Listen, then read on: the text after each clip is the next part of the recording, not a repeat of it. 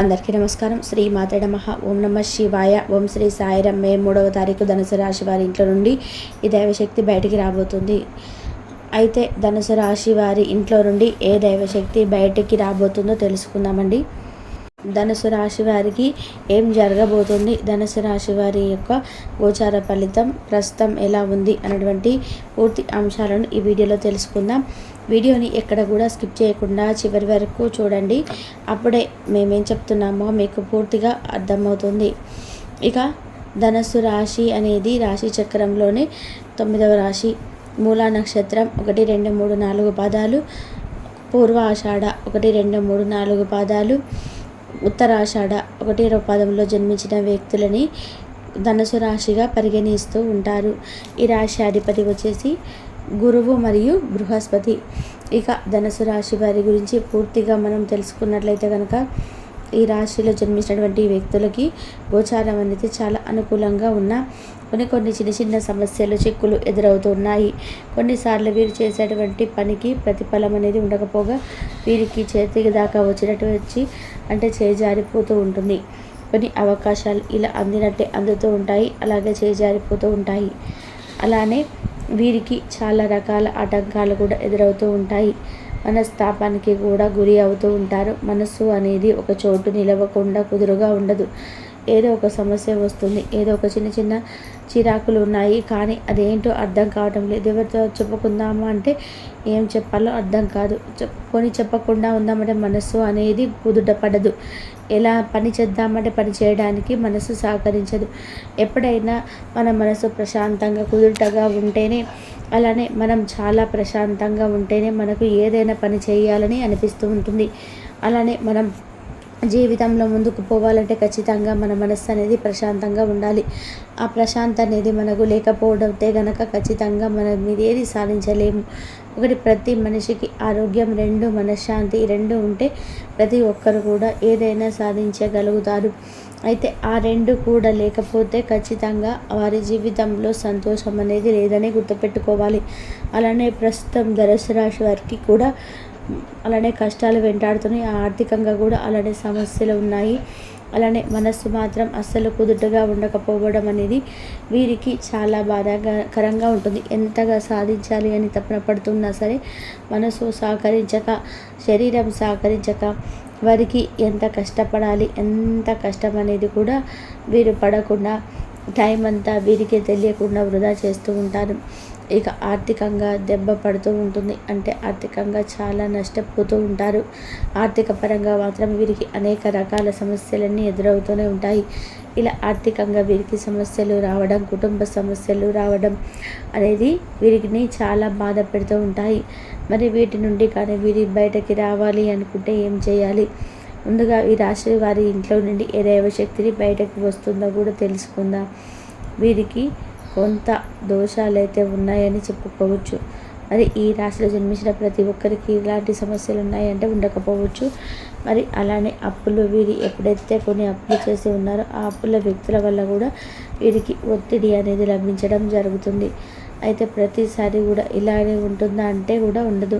అందరికీ ఇలానే ఉంటుందంటే అస్సలు ఉండదు. ఎందుకంటే ఒక్కొక్కరికి ఒక్కొక్క విధంగా ఉంటుంది.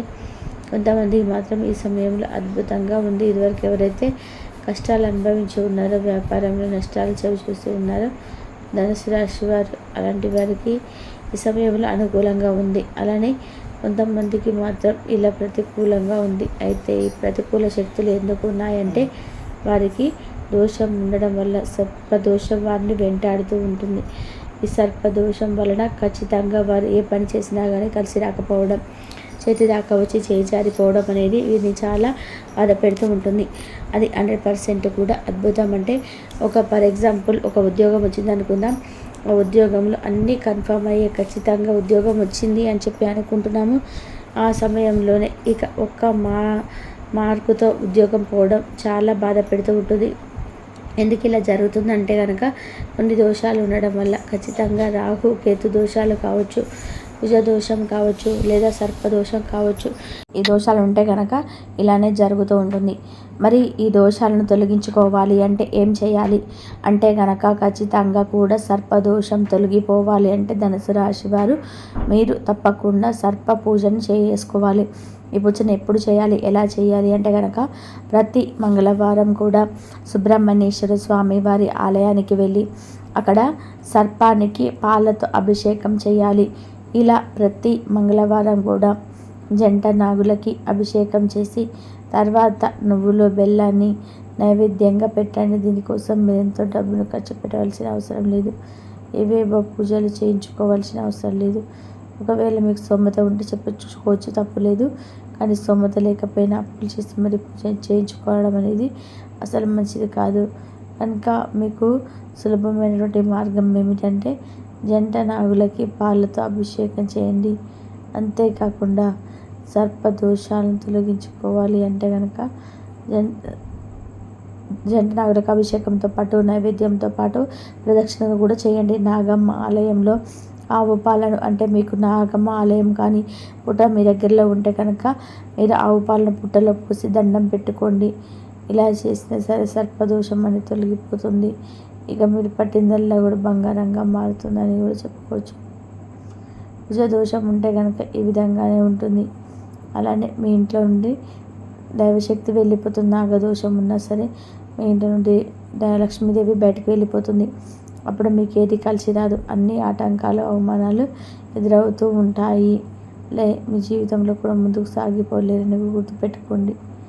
ఇలా మీ జీవితంలో అదృష్టం కలిసి రావాలన్నా, మీరు ఆర్థికంగా బాగుండాలన్నా సరే, ఇలా మీరు మీ జీవితంలో ముందుకు సాగిపోవాలన్నా, అదృష్టం మిమ్మల్ని కలిసి రావాలన్నా, మీరు ఆర్థికంగా బాగుండాలి అన్నా సరే తప్పకుండా ఈ నియమాలను అయితే పాటించవలసి ఉంటుంది. ఈ నియమాలను పాటించడం వలన మాత్రం మీకు అనుకూలమైన పరిస్థితి ఏర్పడుతుంది. అంటే సర్పదోషం అనేది తొలగిపోవడం అంటే సుబ్రహ్మణ్యేశ్వర స్వామి ఆలయంలో జంట నాగులకి పూజ చేయడం, అభిషేకం చేయించడం, నైవేద్యాన్ని సమర్పించడం, వీలైనంత వరకు మట్టుకి మూగజీవులకి ఆహారాన్ని పెట్టడం కానీ, అలానే పేదవారికి దానం చేయడం కానీ, ఈ దాన ధర్మాలు ఎందుకు చేయాలి అంటే ఏవైనా సరే దోషాలు మనకి ఏ దోషాలు ఉన్నా, ఎలాంటి రకాలైన దోషాలు ఉన్నా సరే తొలగించే శక్తి దాన ధర్మాలకి ఉంటుంది కనుక దాన ధర్మాలు చేయటం వల్ల అన్ని రకాల దోషాలు అయితే తొలగిపోతాయి. అన్ని రకాల పాపాల నుండి అయితే విముక్తి పొందుతామని గుర్తుపెట్టుకోండి. అలాగే అనేక రకాల సమస్యలు కూడా ఖచ్చితంగా తొలగిపోతాయని గుర్తుపెట్టుకోండి.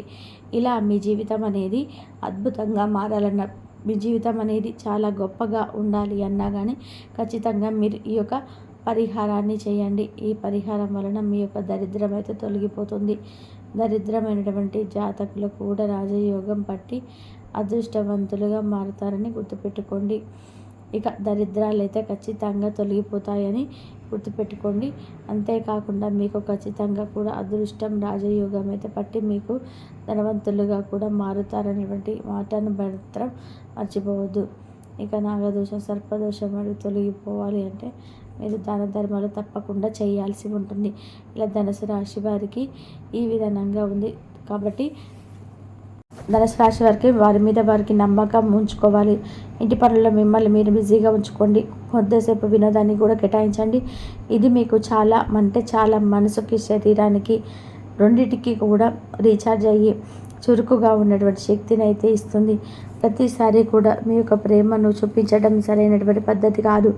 కొన్నిసార్లు ఇది ఒక మీ సంబంధాన్ని దెబ్బతీసే విధానంగా మీకు ఇది ఒక చిన్న రూపంగా మారేటువంటి అవకాశాలు కూడా కనిపిస్తున్నాయి. కాబట్టి ఈ విషయంలో అయితే మీరు చాలా జాగ్రత్తగా ఉండాలి.